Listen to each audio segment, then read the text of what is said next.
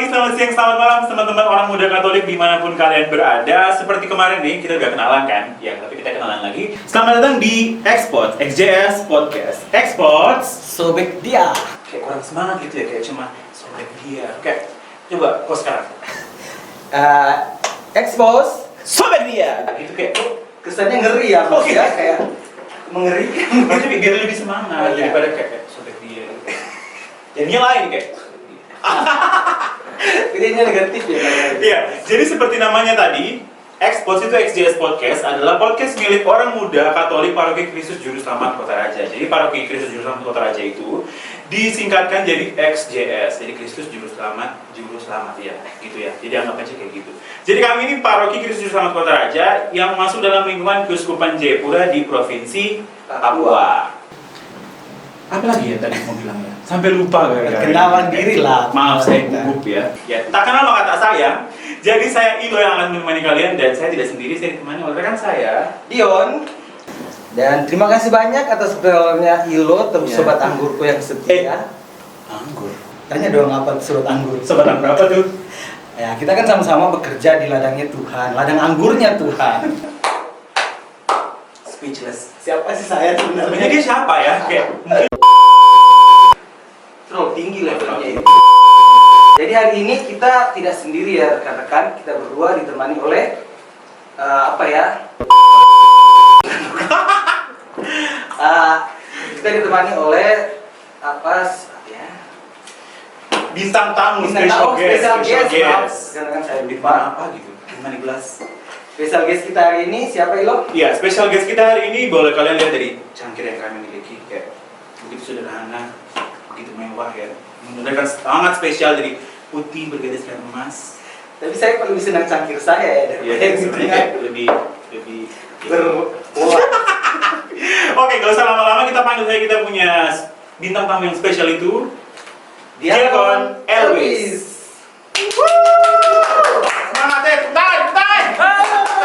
Enggak meriah ya. Iya, banget ya.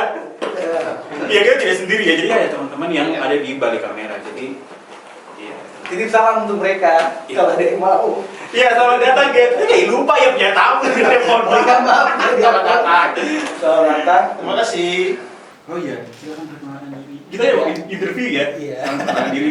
Ya, nama saya Diakon Elvis MSC yang sekarang lagi tugas di Paroki Kristus Juru Selamat Kota Raja. Iya. Kayak langsung formal ya Itu jadi kayak harusnya saya begini ya. Oke, bagaimana perjalanan tadi Diakon? Lancar sekali. Nggak ada macet. Ya, nggak sambat aja. Ada. Oh iya, karena jauh sekali juga sebenarnya ya. Dari mana? Dari pastor. Kalau teman-teman tidak tahu, kita hari ini syutingnya tuh ada di pastoran juga. Jadi kayak jauh gitu kayak dari ya. Kayak di sebelah. Bukan hiperbola ya Mas? Saya hiperbola, mungkin saya Ilo hiperbola kali. Oke, baiklah Diakon, bagaimana kegiatan selama seminggu ini? Ya seperti biasa hari Minggu misa, lalu ada pertemuan-pertemuan juga. Ya. Kemarin ikut misa nggak? Kemarin Ikut dong, masa nggak? Kemarin maksudnya minggu lalu Masa ya teribadah. Iya. Minggu lalu Apa sih kemarin? ya, ikut bisa. Ikut misa. Misa itu tentang Apa aja Ekaristi ya. Ekaristi. Minggu lalu ya. namanya aja misa. Ya betul ya. Tapi temanya apa kira-kira? Namanya Kalau nggak salah itu apa ya? Apa coba? kalau tidak salah. Mau minta dulu atau? Kalau minta clue berarti kita nggak gereja dong. Iya. Apa dong? Lupa Kemarin ya, ada Kalau tidak salah hanya itu tentang Kalau saya sih lupa, serius. ya saya jujur saya kemarin kayak mungkin agak lupa ya. Habis main HP gitu sih ketahuan dong. Ya, jadi maaf sih ya. Mungkin Diakon bisa jelaskan mungkin ya. Oh, kemarin kita bersama dengan Gereja Universal kita merayakan Hari Raya Semua Orang Kudus. Pernah Iya, dengar? iya. Ikut ya? Pernah dengar. Oh iya jadinya ingat sekarang kayak kan. Oh iya Iya. gitu. Pastilah pasti kita tahu lah. Kudus Itu. ya. Tapi- Besoknya tanggal 2 November itu kita merayakan peringatan Arwah. Arwah. Iya, saudara dulu juara. Oh jadi Ya, berpikir diri sendiri. menyombongkan diri ya Mas ya. Maaf, kita lanjut lagi. Ya, siapa itu para orang kudus Diakon ya? Maksudnya mungkin dia pun bisa beri penjelasan untuk kita. Orang kudus itu orang-orang yang katakanlah mereka dalam hidup mereka itu orang yang ada di sekitar mereka sungguh-sungguh merasakan bahwa rahmat dan berkat Tuhan itu sungguh terpancar dalam aktivitas mereka, dalam karya-karya mereka. Mungkin teman-teman pernah dengar juga atau sendiri tahu ya, namanya Santo, Santa, ya kan? Mungkin Ilo sama Dion punya Santo pribadi masing-masing. Punya Dion siapa dia? Dion siapa? Kita kayak baru kenal ya, jadi kayak iya, ngerti aja ya. Dion siapa? Mungkin nama dia lebih gampang ya. Iya. Karena Ilo tuh 3 huruf loh. Kalau saya sih Franciscus ya, Diakon sama Dionysius juga sih. Ada 2 berarti. Ada 2 ya? Kalau Ilo siapa? Kalau saya Paskalis itu saya baru tahu sekitar kapan ya saya tanya itu Santo Paskalis. Saya baru tahu, saya kira itu kayak apa? Karena papa namanya waktu lahir itu masa Paskah kan, jadi kayak Paskah, jadi Paskalis gitu. Paskalis ada Santo Paskalis. Kalau saya Santo Aloysius ya. Ada juga Santa Agnes, mungkin teman-teman OMK lain punya Santo dan Santa pelindung masing-masing sesuai namanya ya. Nah, mereka itulah yang disebut dengan orang kudus ya. Dan mereka dalam hidup mereka itu iman mereka begitu kuat, begitu mendalam sehingga mereka rela untuk memperjuangkan iman mereka ya, lewat karya pelayanan mereka. Ya, ada juga yang disebut martir ya, karena mereka rela mati untuk mempertahankan iman mereka. Jadi itulah orang-orang kudus yang diangkat oleh gereja secara resmi. Itu yang kita doakan atau kita peringati pada hari Minggu kemarin. Itu orang kudus. Berarti apa namanya, orang-orang yang itu mereka ada niat tidak jadi kayak orang kudus, khususnya kayak mungkin ada syarat-syarat tertentu yang harus mereka penuhi supaya jadi orang kudus gitu ya. Siapa tahu kita di sini ada yang menjadi orang kudus, jadi kayak syarat-syarat. Bisa sekali. Mungkin bukan syarat ya, tapi bagaimana cara untuk kita mencapai kekudusan. Katakanlah kita mencapai kesucian hidup itu. Kalau teman-teman masih ingat bacaan 2 minggu yang lalu.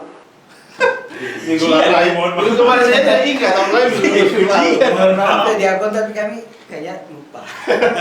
Klunya perintah dari Yesus, perintah yang pertama dan utama apa? Oh, saya tahu, kasih. Ya, Pasti. Kasihlah ya, Ada deskripsi saya kasih itu. ya betul sekali. Tentang kasih ya. Kasihlah Tuhan Allahmu dengan segenap hatimu, segenap jiwamu dan segenap akal budimu. Lalu yang kedua adalah kasihlah sesama manusia seperti Kamu masih dirimu sendiri. Ya. Saya kayak bingung gitu ya. Jadi sebenarnya apa ya? Untuk menjadi orang kudus sebenarnya cukup dengan menjalankan perintah itu dengan baik. Itu saja. Perintah mengasihi itu. Ya kedengaran itu saja, tapi kayak mau diterapkan itu kayak ya, susah ya. praktiknya itu kayak susah ya. gitu ya. Apalagi jadi manusia yang penuh dosa. Kamu yang menjadi orang kudus tuh masih terbuka lebar kesempatan. Ya. Jadi menjalankan kasih ya. Jadi orang kudus yang rela untuk mati demi iman mereka itu mereka sungguh-sungguh mengasihi Tuhan dengan segenap hati, jiwa dan akal budi. Nah, ya jadi tidak saja mencintai Tuhan, tapi kasih itu juga dibagikan kepada sesama.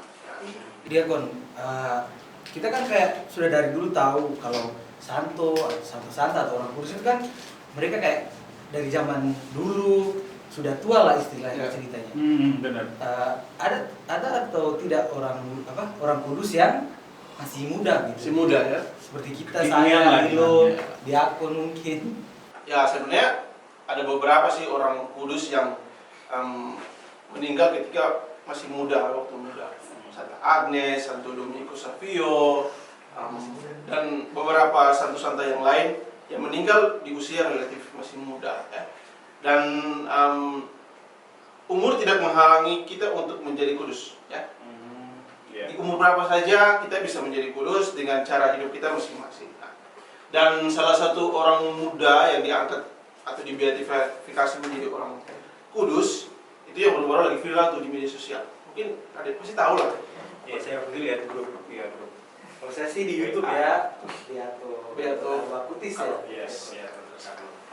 Kalau Akutis. Ya sih, jadi teman-teman kepo atau tidak tentang Beato ini? Siapa sih dia? Sebenarnya saya kepo sekali, tapi kan dari sumber-sumber YouTube, sosial media kayak kurang Iya, gitu. benar. Kita harus menanyakan seperti kepada Beato. Ya mungkin yang Lebih tahu mempelajarinya lah, ya ya. lebih tahu gitu. Jadi biar kalau kita kadang kalau kita cari sendiri tuh kadang kayak tersesat, terus nanti misalkan kita cari terus ada iklan atau tidak ada, misalkan ada apa, jadi kayak terdistract gitu loh. Jadi kayak Iya. oh ya tadi mau ngapain ya gitu. Jadi kan kita langsung tanya aja Iya. ke yang ahlinya. Yang sebenarnya sih kalau kita buka di media sosial yang resmi seperti Kompas dan lain sebagainya, atau Intermedika seperti yang media sosial atau website khusus untuk ajaran-ajaran iman, sebenarnya itu sudah lengkap sih. Tapi ya kita refresh ulang lah. Santo Carlos atau Beatus Carlo Acutis ini seorang muda ya. Dia kelahiran 91. Itu 9 berapa? Itu 9 berapa? 2000. Oh, Anda palsu banget, Mas. Berarti tidak Ya, jauh dari satu. kita ya. Iya, dekat-dekat lah. Pokoknya dekat-dekat itu. Dia masih katakanlah generasi milenial, inilah oleh 90-an. Ya, jadi dia meninggal di usia 15 dan dia kalau 15 di sini SMP atau SMP masih SMP kayaknya. SMP. Jadi masih muda sekali. Jadi kelas ke situ ya. Jadi masih muda ya, SMP lah. Dan dia memang kehidupan sehari-hari itu sama seperti anak muda sekarang. Dia seorang gamer. Wih, jadi kalau teman-teman yang main PUBG atau main Mobile Legends, kalian menjadi orang kudus loh. Kamu masih bisa sekali. Bisa sekali. Jadi Gas. Gas keren. Gas. Selain seorang gamer, dia juga seorang programmer. Jadi menyukai sangat hobi dengan teknologi ya, dan dia seorang gamer dan programmer, dan dia sempat sakit, memang, dan saya ketahui kalau boleh tahu. Kayaknya sakit. dia hemofilia. Ya. Bukan hemofilia sih. Leukemia. Hemofilia. Leukemia ya. Parah ya. Iya, kamu tahu lah. Gitu. Dan leukemia, ketika divonis leukemia, dia lalu menyerahkan hidupnya seutuhnya kepada Tuhan, kepada gereja, kepada Paus. Dari situ dia mendedikasikan hidupnya seutuhnya kepada gereja ya. Dan salah satu hal yang sangat baik yang patut untuk dicontohi untuk semua orang, bagi seorang orang muda sekarang itu, dia membuka website, dan website itu dia mempromosikan mujizat-mujizat Ekaristi. Jadi seperti apa ya? Hostia berubah menjadi. Iya, jadi mujizat-mujizat Ekaristi di seluruh dunia dia post di situ, dan media itu ditonton banyak orang dan luar biasa ya. Mungkin kalau beliau masih hidup mungkin punya akun YouTube ya, beliau. Nggak ini. pasti. Ada kayak Instagram, Influencer, ya. kan. Jadi ya bener kayak influencer. Jadi kalau kita sekarang kan influencer mau barang ini, barang apapun itu kalau ada influencer yang pegang pasti Pasti langsung laku, ya kan. gitu. Kalau itu dipakai buat ya influencer tuh Iya. Bukan dijual sih, tapi ya karena mempromosikan, lebih ke memperkenalkan, mewartakan kayak gitu Ya, ya. karena kayak sekarang kan kita kalau mau cari apa-apa kayak YouTube aja YouTube. Iya. aja. dan luar biasa itulah yang, dan Carlo Acutis katakanlah dijadikan sebagai model orang muda milenial zaman sekarang yang sebenarnya mengajak kita juga untuk kita nggak boleh takut jadi orang kudus. Bahwa ini menjadi bukti bahwa orang milenial sekarang juga bisa jadi orang kudus. Iya, iya. Saya kan kalau kita dari kemarin-kemarin yang kayak tadi kita udah bilang orang-orang kudus yang mungkin di dalam kitab kepala itu apa? Ya, sosoknya itu berjubah, Ya, berjubah, terus janggutnya panjang, mungkin masih pendek kan belum. Jadi kayak panjang, terus Iya, saya pernah Nah, juga itu, lihat di ini kan, lihat di sosial media lah. Ya. Ya. Gayanya itu memang luar biasa. Pilih Habis. habis Hype yang memang itu yang dia pegawai tidak ada yang lawan. satu mana Ada ya? yang lawan. Satu mana yang mau pakai? Bukan mau pakai ya, pakai sepatu Nike. Itu anak-anak gaul itu. jeans. Oke, jacket. Ah. Ya. Jadi memang gayanya memang stylenya memang hype sekali, dan katakanlah dia merepresentasikan kita orang muda sekarang gitu ya, yang ya seperti kita sekarang lah. Kalau kita kemana-mana kan kita pakai outfitnya kita seperti itu. Dan yang menarik juga ya Gon, beliau diangkat dari apa makamnya dan beliau itu masih utuh gitu. Ya. Kan sudah meninggal dari 2007 kan. Ya. Dan memang walaupun sesungguhnya tidak seluruh tubuhnya utuh, tapi ada beberapa bagian memang yang sudah hancur, tapi tidak seperti apa ya, katakanlah orang mati jenazah pada umumnya gitu. Dan itu juga membuktikan bahwa memang orang ini bukan orang biasa. Gitu. Dan memang sejak saat itulah juga kalau akutis ini sudah dipersiapkan memang untuk proses kanonisasi ya. Jadi proses untuk menjadi seorang santo itu dalam gereja secara resmi itu biasanya prosesnya namanya kanonisasi. Jadi ada prosesnya. Untuk menjadi santo santa itu prosesnya relatif ya, tapi ya bertahun-tahun sih. Jadi lama. Jadi persiapannya juga lama. Iya. Terus maksudnya kan dia memang sempat mewartakan ini. Ada juga orang lain yang sempat mewartakan. Tapi kenapa tiba-tiba baru muncul sekarang gitu loh? Kan dia udah meninggal dari 2007 ya. Iya kan? Terus kenapa tidak 2010 tapi baru munculnya itu baru akhir-akhir ini gitu. Kira-kira ada momen tertentu yang bikin dia bisa kayak mungkin ada mujizat. Jadi memang seperti tadi saya bilang kan ada persiapan yang begitu lama ya. Jadi ketika dia meninggal tidak langsung menjadi orang kudus, tapi melalui beberapa proses, dan salah satunya ada mujizat ya, katakanlah mujizat yang harus membuktikan bahwa orang ini layak menjadi orang kudus gitu. Dan momen sekarang memang momen yang sangat pas. Tanggal 10 Oktober kemarin ya, dia dibeatifikasi menjadi seorang beato, orang suci. Dan ya begitulah Paus Fransiskus katakanlah ini menghadiahkan kita orang muda seorang suci yang sama seperti kita, orang muda. Jadi kayak role model gitu ya. Maksudnya kalau kita role model kayak sosok lebih tua tuh mungkin kita tunda-tunda buat baik gitu ya. Nanti saja pas tua, nanti saja pas tua. Tapi kalau ini tuh kayak langsung di depan mata. Kamu tunggu apa lagi gitu kayak? Dia saja kayak bisa gitu. Dia kayak masih muda dan masih bahkan lebih muda dari kita ya Ilo ya. Waktu meninggal kan dia lebih meninggal. Iya, dia lebih meninggal lebih muda dari kita. Jadi memang kalau kita punya seperti tadi Ilo bilang ya, kita punya gambaran tentang orang kudus itu kan seperti memang harus suci sekali kan, maksudnya dalam pengertian bahwa bukan sebenarnya kesucian dan kekudusan itu sangat sulit untuk dijangkau gitu ya. Dan kalau akutis ini membuktikan bahwa kita bisa menjadi suci melalui pekerjaan kita sehari-hari ya, aktivitas kita, hobi kita ya. Kalau kita hobinya di media sosial ya, itu menjadi sarana juga untuk menjadi orang kudus, mewartakan gitu. Dan selain itu bukan cuma soal kewartaan ya, tetapi kalau akutis juga dia memelihara imannya memang ya. Dia punya pengaruh yang sangat besar terutama bagi keluarganya ya. Kalau teman-teman baca juga keluarganya itu awalnya ya keluarga Katolik juga, tapi tidak sering-sering ke gereja. Napas ya. Napas kayak dan melalui kesaksian hidup dari kalau akutis ini dia bisa mengajak ibunya, ayahnya, saudara-saudaranya untuk lebih rajin ke gereja. Dan dia menjadi sebelum keluar dia menjadi penggerak dulu dalam keluarga. Berarti betul kayak lagu-lagu yang sekarang ku mulai dari diri sendiri, betul sekali. Kita mulai dari sendiri. Mulai dari yang terkecil baru bisa memberikan impact yang besar ya kepada impact apa tuh Kak? Impact ya apa sih? Dia masuk ke sesuatu itu yang kayak mempengaruhi banyak orang.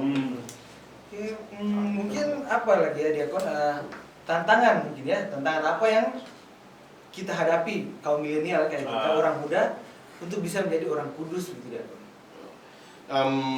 Sebenarnya masing-masing generasi itu punya tantangan masing-masing sesuai dengan perkembangan dunia. Dan saya rasa sih kalau sekarang kita punya tantangan orang muda sekarang milenial, tantangan paling besar adalah perkembangan ilmu pengetahuan dan terutama media informasi gitu ya. Kita sekarang di dunia digital, segala sesuatu kita komunikasi sering pakai handphone, pakai memang internet ya, kalau internet itu punya dua sisi ya, dua mata pisau ya istilahnya. Ada efek negatif, ada positif ya. Kalau yang kita lihat, yang kita ambil yang positif, ya pasti baik hasilnya. Kalau kita salah memanfaatkan ya pasti negatif ya. Ya, betul sekali. Jadi memang perkembangan dunia modern, dunia informasi ini memang bisa di satu sisi bisa membangun, tetapi juga merusak, menjadi peluang atau justru menjadi peluang yang untuk merusak diri kita. Jadi ini menjadi tantangan sih besar bagi kita.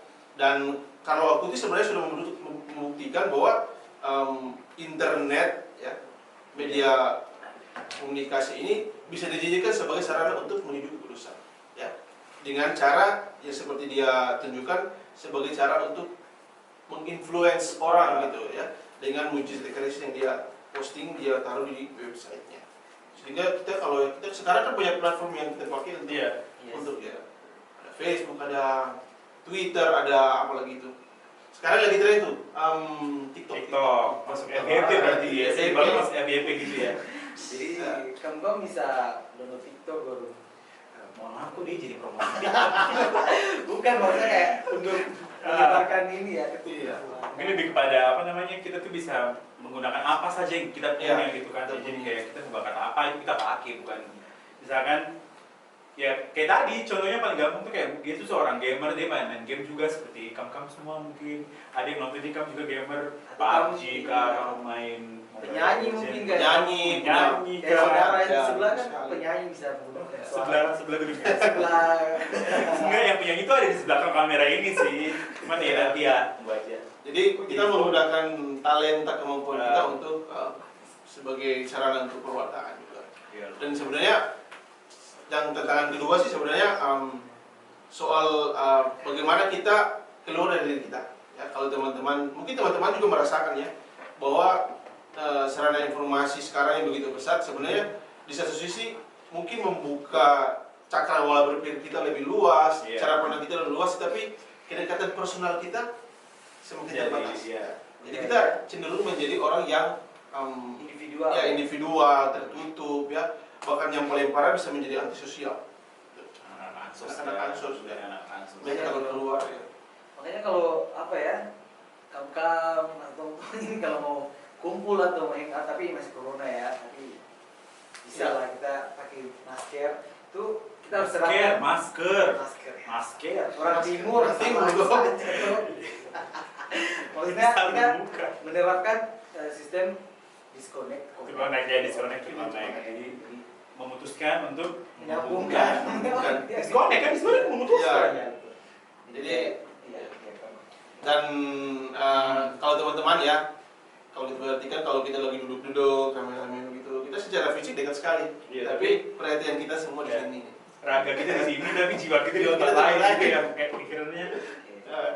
Sehingga kita berani untuk keluar dari zona nyaman kita sih sebenarnya. Kita berani untuk kita shutdown ini atau kita agak jauhkan dan kita kontak personal. Saya jawabannya sekarang. Saya jauhkan sedikit. Dan skripnya di sini.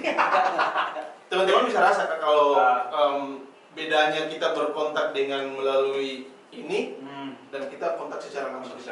Emosinya dapat ya kan, dan di situ ada chemistry-nya, kita bisa sharing person to person. Dan saya rasa ini menjadi tantangan juga bagi kita ya. Kita orang muda, bukan cuma teman-teman di rumah atau di mana saja, tapi kita semua. Bagaimana kita pandai-pandai untuk menggunakan smartphone. Saya kan kalau cuma dari HP itu kadang kalau kita cuma chat misalkan ya, chat itu mungkin dia bermaksud kayak haha. Tapi kita tidak tahu itu sebenarnya apa, ketawa atau tidak. Nanti dia misalkan dia balas sesuatu, kita pikirnya ih dia marah ya, dia marah kan. Jadi kayak justru makin buat kita mungkin teman-teman yang suka berpikiran sampai ke mana-mana itu makin menyiksa diri gitu ya. Jadi yang lebih enak untuk bicara secara langsung gitu. Iya benar sekali. Itu menjadi tantangan bagi kita sebenarnya. Kemudian yang berikut lagi sih bagi saya media sosial juga ya. Tantangan juga besar bagaimana kita melalui ini kita menyerap banyak informasi ya. Kita diberikan banyak pilihan dan kita dituntut juga untuk bagaimana kita menyaring informasi yang benar dan yang istilahnya kita saring dulu baru kita sharing. Informasi mana yang benar. Keren ya, sharing dulu baru sharing. Saring karena dulu. kan zaman sekarang kan banyak sekali kan hoax kan, Iya, cerita-cerita yang itu kamu baku tipu rame sekali itu. tipu di dalam itu dan sering sekali hoax itu menjadi dalam dari konflik-konflik di masyarakat, di rumah tangga, di negara kita, di gereja kita juga ya. Jangan lupa jauh-jauh di gereja kita juga kadang hoax dan sering hoax itu menjadi permasalahan dan menjadi biang keladi masalah. Bahkan dalam OMK juga ya. Kayak juga kan kayak ya bumbu-bumbunya supaya makin erat aja. Maksudnya kan kadang ada suatu masalah itu kita jangan lihat kalau itu yang buat masalah besar, tapi bisa jadi kita berterima kasih pada hoax, mungkin kita bisa langsung klarifikasi, jadinya kita punya relasi itu makin dekat. Iya. Sebenarnya tapi tidak ada sisi positif dari hoax. Itu fitnah. iya. Waktu itu sudah Tetap fitnah. negatif ya. Kita terbiasa untuk men-sharing atau membagikan berita yang benar yang sungguh-sungguh. Lebih bijak ya gitu ya. Sharing baru sharing. Sharing dulu. Quotes of the day. Terus itu sharing baru sharing. Sharing baru sharing. Tulisannya SARING SHA. Sharing. apa sebenarnya? Jadi begitu lah. Oh jadi dari dia kan ada 3 ya tantangan Ya. dalam bisa menjadi orang kudus di zaman kita, zaman milenial sekarang. Mungkin dia kan bisa apa ya, kasih kesimpulan gitu ya, apa ya, menyimpulkan tadi apa sudah yang kita bahas tadi. Wow, udah kayak kuliah aja kita ya sebulan di akhir kesini. Nggak, maksudnya biar apa yang dipetik gitu loh. Ya. Habis mungkin Ilo mau kasih kesimpulan Iya, juga. minum dia Oh iya, dia kan minum. Kayaknya dia kan sudah tahu sih dia kayak gampang game ya, cangkir gitu. Maafkan dia. Oh kalau mau minum silakan. Minum dulu atau minum dulu. Kita kalau bicara suka tidak bisa berhenti. Ya, maaf ya kalau tehnya udah dingin. Saya ingin dari tadi. Iya, jadi kalau dari saya sih yang kita pelajari sebenarnya orang kudus itu teladan ya. Teladan dan selain itu mereka itu menjadi perantara, bukan perantara menggantikan Kristus sih, tetapi mereka menjadi tempat di mana mereka juga sama dengan kita. Jadi kita memohon doa dari mereka. Ingat ya, kalau dalam litani itu kan misalnya kalau disebut Santo Ignatius, kita balas doa kami ya. Jadi kita minta mereka juga untuk mendoakan kita. Kita bisa minta doa. Iya, kita minta doa mereka. Sehingga selain teladan hidup mereka yang patut kita teladani, kita wariskan, tetapi juga kita memohon supaya mereka mendoakan kita. Nah, sehingga bagi saya sih untuk menjadi orang kudus itu kita tidak harus gelar orang kudus itu menjadi tujuan utama begitu, jadi suatu gelar prestisius ya. Kalau macam kita Beda niat ya, Ya. cari gelar gitu kan, Iya, kayak mau berbuat baik, mau jadi orang teladan, Kayak ada orang tujuan kudus, kayak terus gitu. salah tujuannya ya. sehingga kalau ada teman-teman yang ajak, mari kita jalan-jalan, sama berdoa. Terus kenapa lu berdoa jawabannya sama jadi orang kudus? Itu sudah salah Iya, ya. iya. Kalau sepertinya dipaksa begitu ya, tidak tulus ya. Jadi menjadi orang kudus itu natural saja, sesuai dengan perkembangan iman kita sebenarnya. Be yourself gitu Ya, be yourself. Jadi menjadi iman dengan menjadi orang kudus sesuai dengan gaya kita. Nah, itu apa yang bisa kita bikin? Sesuai lah. Ya. Tapi yang pasti baik lah ya. Dan tentunya orang kudus yang sesuai dengan iman kita ya. Kita ingat bahwa kita gereja kita tuh gereja universal. Jadi iman kita juga universal, harus sama. Tidak boleh ajaran ini yang lain, kita harus suka hati gitu ya. Kita harus sesuai dengan ajaran iman kita. Iya betul. Katolik kan artinya universal kan, Ya. kan? Iya. Sifat-sifat gereja apa nih? Nah, Kembali ke pelajaran kelas 4 SD ya, kita. saya punya pak guru agama, saya tahu. Saya juga tahu. Satu. Katolik. Satu ya. Terus Katolik, Kudus. Satu, kudus. Apostolik, Katolik, Katolik, apostolik. Satu kudus, Katolik dan Apostolik. 4 kan? Saya tidak lupa. Terima kasih guru, Pak Guru SD kan? SD kan itu. itu pelajaran SD kami itu. Saya SD Oh, sama. Oh, saya di review waktu SMA. Ya, jadi kita beriman sesuai dengan kita menjadi orang kudus sesuai dengan diwartakan secara universal. Lalu yang bagi saya sih, ya sudah, kita jangan takut menjadi orang kudus dengan gaya kita masing-masing. Tidak harus menjadi orang kudus yang resmi diangkat gereja, tetapi kita menjadi orang kudus dengan gaya kita masing-masing, dengan pekerjaan kita masing-masing, dengan jalan hidup kita masing-masing, dan tidak ada kata terlambat untuk menjadi orang kudus. Betul, tidak ada kata terlambat. Soalnya kayak apa namanya? Mungkin orang-orang tuh sekarang berpikirnya kayak sekarang saya masih muda, saya bebas-bebas terserah saya dulu, nanti saat saya tua baru saya bertobat. Itu kadang salah ya. Iya. Bukan kadang salah, memang salah ya. Gimana kalau di saat dia apa namanya? Bisa bagus kalau umurnya panjang ya. Kalau misalkan dia nanti saya 17 tahun baru saya mulai baik. Kalau 17 sampai tahun, 17 tahun, kalau 16 game over ya. Iya. Terlambat saya. Terlambat sekali. Ini tidak ada kata terlambat untuk menjadi orang kudus. Terima kasih. Oke, terima kasih banyak Diakon ya atas Ya. penjelasannya, Sama-sama. kesimpulan yang luar biasa. Super sekali. Ini kayak saya sebenarnya di acara apa sebenarnya? Ini mau sampaikan kesimpulan yang bisa ditarik dari. Kayaknya semua tadi ya kalau dari saya satu, niatnya jangan salah. Betul betul. Maksudnya kalau kita niat awal salah itu kedepannya juga salah. Jadi kasih baik dia punya niat dulu, terus ya berbuat baik menurut ajaran kitab suci. Ya kan berbuat baik kan bisa jadi menurut saya baik, menurut Dion tidak baik Ya, gitu kan. Jadi kayak jadi menurut kitab suci saja yang menurut menurut ajaran kita yaitu Katolik universal. Itu saya sih kalau dari saya biar terus panjang-panjang nanti kita lupa. Kalau saya sih kembali lagi ya Diakon, kasih adalah hukum yang paling utama. Jadi kita harus ya mengasihi. Katolik itu terkenal dengan mengasihinya kepada semua orang. Kedua kesimpulan kedua. Aku jadi kalah-kalahin Diakon materinya ya. Saya, kamu semua yang ada di rumah, kamu semua bisa jadi orang kudus. Tidak pernah ada kata terlambat. Iya, tapi jangan menjadi orang kudus karena dia kelar. Iya. Iya. Seperti yang lu bilang tadi kan niatnya apa? Niatnya. Oke. Terima kasih. Cara-cara tapi Kamu lihat tempo juga ini, Pak. kamu lihat tempo kan? Kamu lihat tempo, kamu lihat waktu. Tempo kan waktu Iya, habisnya. Iya sih, betul juga sebenarnya. Jangan lupa, kamu channel masih baru jadi. Iya karena Kamu subscribe. Apa lagi? Share. Oh iya. oh iya lupa ya. Kok jadi Diakon yang lebih tahu ya? Iya. Maaf ya. Iya, jadi jangan lupa subscribe, kita punya channel YouTube di sini. Jangan lupa kasih nyala tombol notifikasi di sini. Di sini atau di sana? Di sini kayaknya. Terus jangan lupa follow IG kita. Like, comment. Follow IG dulu. Oh iya. IG OMKXJS itu OMKXJS. OMKXJS. OMK.XJS. OMK.XJS. Iya. Pokoknya cari aja OMKXJS Kota Raja. Jangan lupa follow IG kita nih. Saya punya IG nanti di sini ya, kakak editor tolong di sini. Saya di sini. Dia kamu punya nih, dia ke sini. Ke sini ke bawah. bawah. Oh iya, dia kan bisa di depan sini ya. Iya. Oke, apa lagi? Kayaknya Oke. Kayaknya oh, ucapan terima kasih Diakon sudah Sama-sama. memberikan kita kita pelajaran yang pegangan tangan jadi kita. ya Begini betul. aja. Tapi kayak udah dekat Kayak sekali. udah dekat, kita Ya. Itu meter nggak boleh.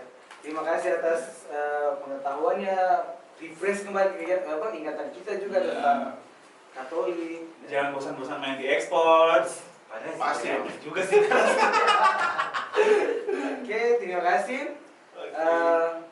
Sobat Exports, Sobek dia. Sampai dia.